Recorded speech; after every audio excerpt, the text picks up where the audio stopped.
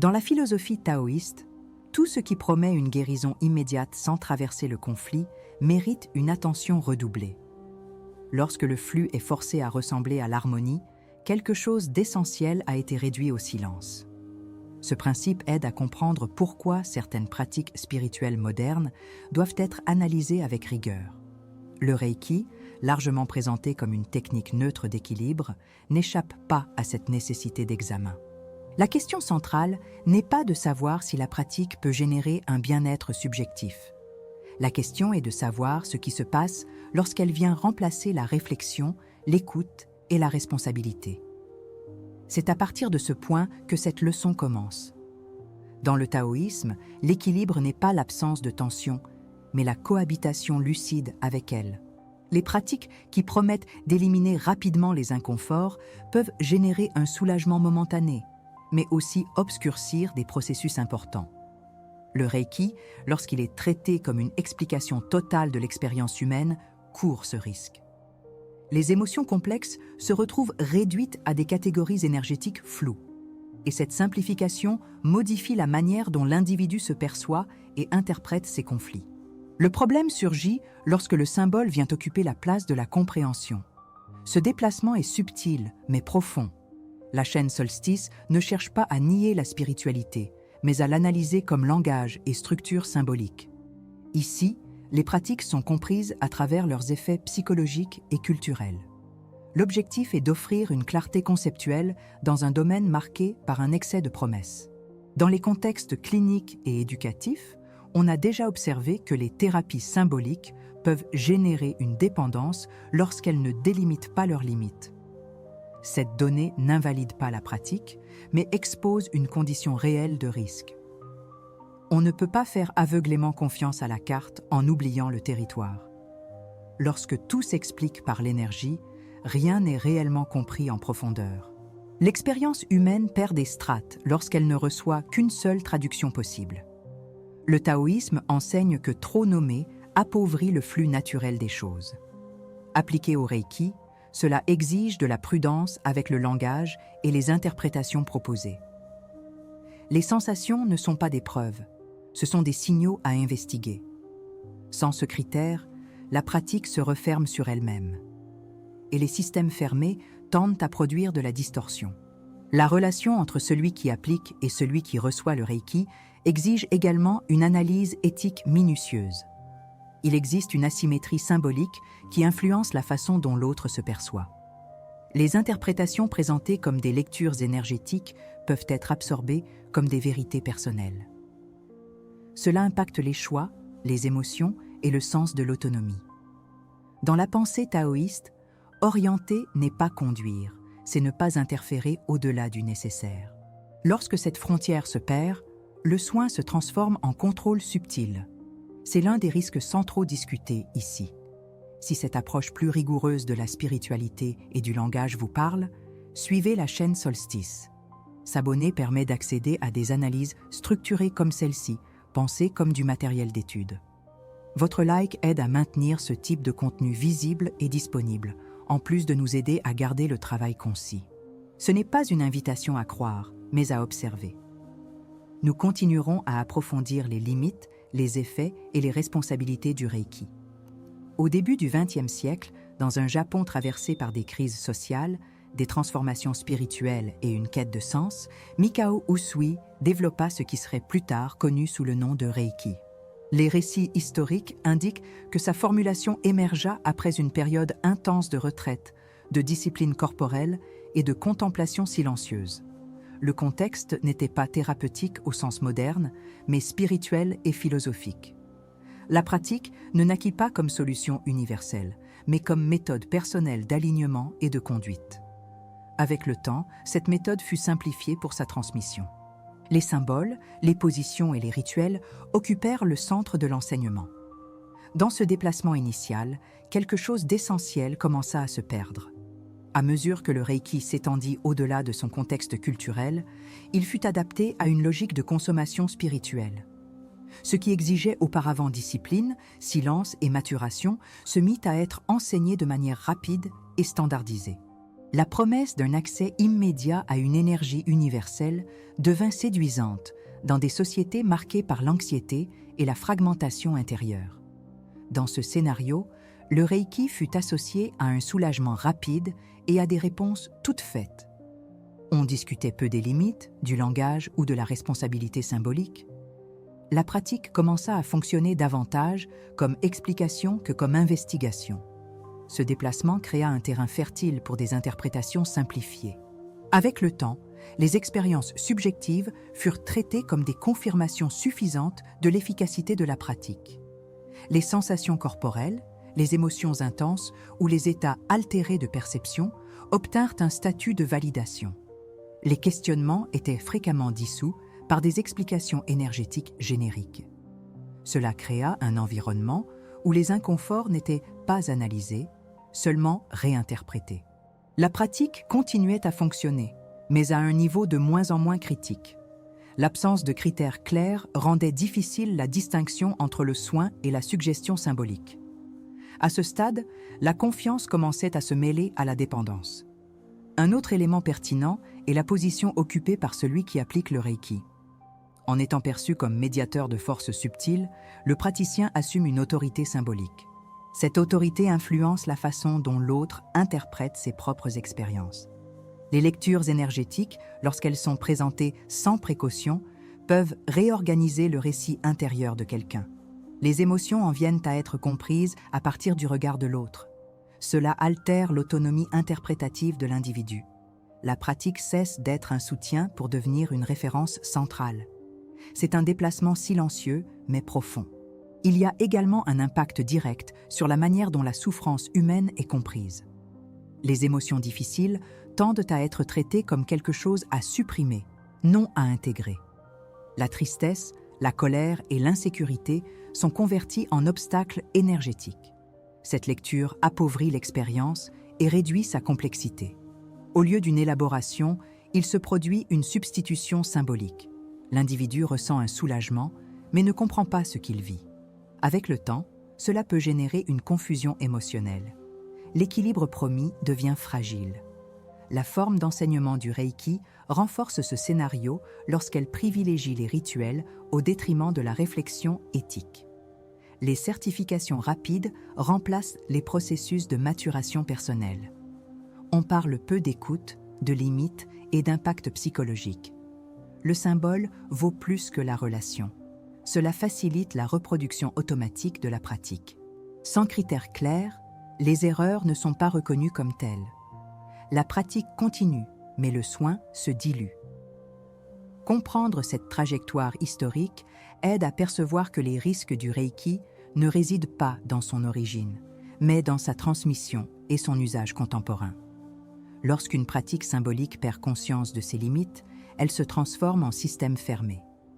Ce contenu continue d'approfondir ces strates pour élargir le discernement et la responsabilité. Suivre le développement complet permet d'observer où le soin se maintient et où il se perd. Poursuivre dans cette vidéo est une invitation à une lecture plus lucide de la spiritualité actuelle. Lorsque des pratiques symboliques sont utilisées comme solution principale à des conflits émotionnels complexes, elles tendent à déplacer le problème au lieu de le résoudre. La promesse d'harmonisation rapide crée l'attente que l'inconfort soit une erreur à éliminer. Cela encourage la recherche continue de méthodes alternatives chaque fois que la sensation désagréable revient. Le résultat est un cycle de substitutions successives, non de compréhension. Chaque nouvelle technique semble fonctionner un temps, mais laisse des résidus non élaborés. Ces résidus réapparaissent sous forme d'anxiété diffuse, de confusion intérieure ou de sensation de stagnation. Le problème ne s'approfondit pas par manque de ressources, mais par excès de raccourcis. Un autre effet secondaire fréquent est l'externalisation de la responsabilité subjective. Lorsque la souffrance s'explique uniquement par des blocages, des énergies ou des influences externes, la capacité d'autorégulation diminue. La personne en vient à dépendre d'interventions constantes pour se sentir fonctionnelle. Cela fragilise l'autonomie émotionnelle et cognitive. Les alternatives qui promettent nettoyage ou réalignement renforcent cette logique. Au lieu de fortifier la relation à soi, elles l'externalisent. À court terme, il y a soulagement. À moyen terme, il y a dépendance. Ce schéma est bien documenté dans les études sur le coping évitant. Une approche différente commence par reconnaître l'inconfort comme une donnée informative, non comme un échec. La psychologie cognitive et les neurosciences affectives démontrent que les émotions persistantes signalent des conflits d'interprétation, non des défauts internes. Ignorer ou tenter de supprimer ces signaux augmente la charge physiologique du stress. C'est pourquoi les pratiques basées sur la régulation émotionnelle consciente montrent une plus grande efficacité à long terme. Elles ne promettent pas d'éliminer les états internes, mais de réorganiser la relation avec eux. Ce repositionnement change l'axe de l'expérience. L'individu cesse de lutter contre ce qu'il ressent et commence à le comprendre. Une pratique simple, avec une large validation scientifique, est l'entraînement à l'étiquetage émotionnel conscient. L'objectif central de la pratique est de restaurer la clarté intérieure dans des situations d'inconfort émotionnel récurrent. Elle sert à interrompre les schémas automatiques de fuite, de suppression ou d'externalisation de la souffrance. En nommant l'émotion, l'individu reconnaît que quelque chose se passe sans le traiter comme une erreur. Cela déplace l'attention de la tentative d'éliminer l'état vers la compréhension de sa fonction. Dans les contextes cliniques, cette compétence est associée à une plus grande résilience émotionnelle. Elle réduit aussi la probabilité de réponses impulsives ou dépendantes. Le gain n'est pas un bien-être immédiat, mais une stabilité cognitive. Cette stabilité soutient des décisions plus cohérentes dans le temps. La raison pour laquelle la pratique fonctionne est liée au fonctionnement du système nerveux. Les études en neuroimagerie montrent que nommer les émotions active des zones du cortex préfrontal associées à la régulation et réduit l'hyperactivation de l'amygdale. Ce processus diminue la réponse de menace perçue par le cerveau. Dans le même temps, il augmente la capacité de réflexion sur ce qui est vécu. Le corps sort progressivement du mode réactif et entre dans un état de traitement plus intégré. Cela n'élimine pas l'émotion, mais réduit son intensité désorganisatrice. Le cerveau répond mieux à la différenciation qu'à la négation. C'est pourquoi la technique a un effet constant. L'application pratique suit un protocole simple, mais exige de la précision. Face à un inconfort, la personne interrompt la réaction automatique et dirige l'attention vers l'intérieur. Ensuite, elle identifie l'émotion prédominante en utilisant des termes spécifiques, comme irritation, frustration, peur ou tristesse, en évitant les étiquettes génériques. Puis, elle observe où cette émotion se manifeste dans le corps et quelle est l'intensité perçue. Ce processus dure d'1 à 3 minutes. Durant ce temps, on ne cherche ni explication ni solution, seulement une observation structurée. Cette étape est celle qui brise le schéma habituel. La pratique doit être réalisée chaque fois qu'il y a une activation émotionnelle pertinente, spécialement avant de recourir à des interventions externes. Elle est indiquée pour ceux qui tendent à interpréter les états internes uniquement par des explications symboliques ou énergétiques. Elle est aussi utile pour ceux qui perçoivent une dépendance croissante aux techniques de soulagement rapide. En étant répétée, l'étiquetage émotionnel crée une nouvelle habitude cognitive. L'esprit apprend qu'il est possible de traverser les émotions sans les neutraliser. Cela renforce l'autonomie émotionnelle. L'individu en vient à faire davantage confiance à sa propre capacité de régulation. Pour consolider cet engagement vers une résolution plus lucide, il est important de verbaliser le choix de pratique qui renforce l'autonomie. Si ce contenu résonne en vous, inscrivez dans les commentaires la phrase « Je choisis de comprendre avant de corriger ». Ce geste simple renforce l'alignement avec une approche plus responsable. Il signale aussi la disposition à sortir du cycle des solutions rapides. La clarté se construit par répétition consciente. C'est ainsi que les schémas mentaux se transforment réellement. La pratique de l'étiquetage émotionnel conscient peut être comprise comme une méthode d'alphabétisation de l'expérience intérieure. Elle part du principe que les émotions ne sont pas des bruits à éliminer, mais des informations à décoder. Psychologiquement, il s'agit de différencier stimulus, réponse émotionnelle et interprétation cognitive, en évitant que ces niveaux se confondent. Ce geste correspond à l'acte d'observer le flux sans interférer avec lui. Dans le taoïsme, cela se rapproche du Wu Wei, non comme passivité, mais comme action sans violence intérieure. Dans le bouddhisme, on trouve un parallèle dans l'attention pleine appliquée aux états mentaux. Dans les deux systèmes, la clarté précède la transformation. Les émotions persistantes indiquent des conflits d'évaluation, d'identité ou de lien qui exigent un traitement conscient. Lorsque ces émotions sont automatiquement réinterprétées comme des blocages énergétiques, le conflit originel demeure intact. Le Reiki, dans cet usage, agit comme un mécanisme de coping évitant, similaire à d'autres stratégies qui soulagent sans intégrer. La personne ressent une amélioration momentanée, mais ne réorganise pas sa relation au problème. Cela augmente la probabilité du retour de la souffrance sous d'autres formes. La pratique cesse d'être complémentaire pour devenir centrale. Ce déplacement fragilise l'autonomie émotionnelle. Le sujet apprend à se réguler en dehors de soi. C'est exactement ici que la pratique de l'étiquetage émotionnel, conscient, intervient comme contrepoint structurel. Elle ne concurrence pas le Reiki sur le plan symbolique, mais corrige la fonction que le Reiki occupe indûment.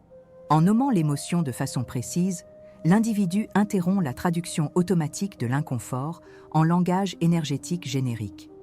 Au lieu de déséquilibre, émerge peur, frustration ou tristesse. Cette différenciation restitue la complexité à l'expérience.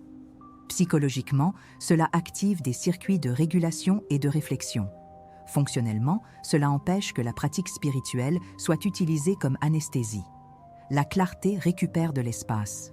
Dans le taoïsme, ce mouvement est fondamental. Le déséquilibre n'est pas quelque chose à supprimer, mais à comprendre dans son rythme et son origine. Forcer l'harmonie génère davantage de désordre, même lorsque l'intention est bonne. Lorsque le Reiki est utilisé pour hâter l'élimination de l'inconfort, il viole ce principe. L'étiquetage émotionnel, au contraire, respecte le cours du phénomène. Il observe sans intervenir au-delà du nécessaire. Ce geste simple restaure le Wu Wei comme pratique concrète, non comme concept abstrait. Le flux se réorganise parce qu'il n'a pas été violenté. Dans le bouddhisme, la même erreur apparaît lorsqu'on tente de transcender les émotions sans les reconnaître. La pratique correcte commence par la reconnaissance claire de l'état mental présent. Seul ce qui est vu peut cesser. Appliqué au sujet, cela signifie qu'aucune pratique spirituelle ne devrait précéder la conscience émotionnelle de base. Lorsque le Reiki est appliqué avant cette reconnaissance, il devance le processus et l'interrompt. L'étiquetage émotionnel rétablit l'ordre correct. D'abord voir, ensuite soigner. Sans cet ordre, la spiritualité devient un contournement psychologique. Cette analyse révèle pourquoi les formes alternatives mal comprises tendent à générer des effets secondaires désagréables. Elles réduisent le contact avec sa propre expérience tout en promettant l'équilibre. L'individu ressent moins, mais comprend encore moins. Avec le temps, croissent la confusion intérieure et la dépendance symbolique. La pratique scientifique proposée n'élimine pas le Reiki, mais redéfinit sa place. Elle empêche que le Reiki soit utilisé pour fuir l'expérience humaine. Lorsque cela se produit, la pratique cesse d'être dangereuse. Le risque diminue parce que la fonction a été corrigée. Par conséquent, le point central n'est pas de remplacer une technique par une autre, mais de réorganiser la hiérarchie entre conscience, émotion et spiritualité. L'étiquetage émotionnel conscient restitue à la personne la capacité de comprendre avant d'harmoniser. C'est le critère qui a manqué dans de nombreux usages du Reiki. Lorsque cette base est absente, n'importe quelle pratique peut devenir nocive. Lorsqu'elle est présente, les pratiques symboliques récupèrent leur rôle auxiliaire. C'est l'axe qui soutient tout le raisonnement présenté jusqu'ici. C'est à partir de lui que le thème demeure cohérent et intègre. Si une pratique promet de restaurer l'équilibre, la question taoïste n'est pas « ça marche ?» mais « qu'est-ce qu'elle me fait cesser d'écouter ?» Dans le Tao, l'harmonie n'est pas un silence fabriqué. C'est la capacité d'entendre l'inconfort sans précipiter une réparation. Le fil de cette vidéo a été de distinguer le soin de la fuite, le soutien de la dépendance, le langage de l'expérience. Le Reiki peut offrir de la relaxation, mais utilisé indûment, il devient un raccourci symbolique qui reporte la compréhension et réduit la complexité. Lorsque tout devient énergie, l'humain perd son nom, sa nuance et son contexte. Et, sans nuance, l'esprit accepte n'importe quelle explication qui promet un soulagement. Le bénéfice d'avoir suivi ce parcours est de récupérer l'autonomie interprétative. Au lieu de traduire n'importe quelle sensation comme énergie négative, on apprend à nommer ce qui est présent et à situer le contexte. Cela réduit la confusion émotionnelle et limite le besoin d'explication totale. Cela protège aussi contre les relations asymétriques où la lecture de l'autre devient vérité sur vous. Avec clarté, le Reiki peut être complémentaire, non central. Le critère devient objectif. Si la pratique augmente la lucidité et la responsabilité, elle soutient. Si elle diminue, elle capture. Tenter de supprimer les émotions difficiles produit généralement plus d'effets secondaires que l'émotion elle-même. Ce qui ressemble à un nettoyage peut être une suppression bien présentée, et la suppression se paie en intérêt par la répétition.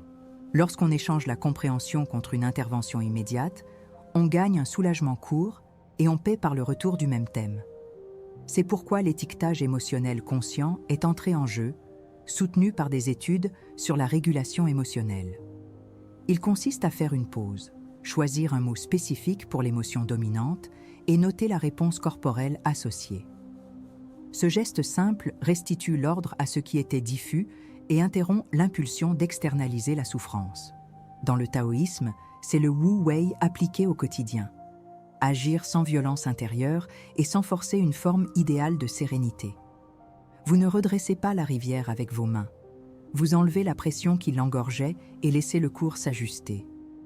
Dans le bouddhisme, c'est l'attention pleine aux états mentaux, sans s'accrocher ni repousser, simplement en reconnaissant. Nommer ne fige pas l'émotion. Cela la rend transitoire aux yeux de la conscience et empêche l'identification totale. Ainsi, la spiritualité redevient présence dans l'humain, non fuite de l'humain. Et la présence est l'opposé de toute promesse rapide qui dispense de maturation. L'expérience continue après les mots. Rien ici ne doit devenir sentence. Cela doit devenir critère praticable. D'abord conscience, puis pratique, puis interprétation. Si le Reiki vient avant la conscience, il peut anesthésier. S'il vient après, il peut soutenir sans dominer. Si une lecture énergétique invalide les doutes, elle perd son éthique. Si elle accueille les limites, elle mûrit. Le véritable soin tolère les questions et n'exige pas l'adhésion. Et un chemin qui tolère les questions reste vivant. Reste alors une question pour la contemplation, sans hâte. À quel moment chercher l'équilibre a-t-il été une façon d'éviter le conflit qui avait besoin d'être entendu? Non pour culpabiliser, mais pour éclairer le mécanisme avec douceur. Parfois, ce que nous appelons blocage est un deuil. Parfois, ce que nous appelons vibration basse est de l'épuisement. Parfois, ce que nous appelons énergie lourde est une vérité non dite. Lorsque le langage s'améliore, l'expérience devient moins menaçante et plus lisible. Le Tao ne demande pas la perfection, il demande la sincérité du regard et la continuité dans le processus. Si quelque chose ici a trouvé un écho, des témoignages précis aident à transformer la réflexion en apprentissage partagé. Les commentaires peuvent enregistrer la phrase qui est restée, le point qui a dérangé et ce que vous comptez observer en vous dans les prochaines semaines. Les expériences avec le Reiki, bonnes ou difficiles, gagnent en valeur lorsqu'elles sont décrites avec contexte et limites, car cela réduit les idéalisations dangereuses. Et écouter d'autres histoires élargit le répertoire sans imposer un chemin unique. Entre un contenu et un autre, l'auto-exploration silencieuse fait le travail qu'aucune technique ne fait pour vous. Suivre le parcours sur Solstice, avec ce critère en main, tend à maintenir la lucidité active là où les promesses faciles ont l'habitude d'endormir.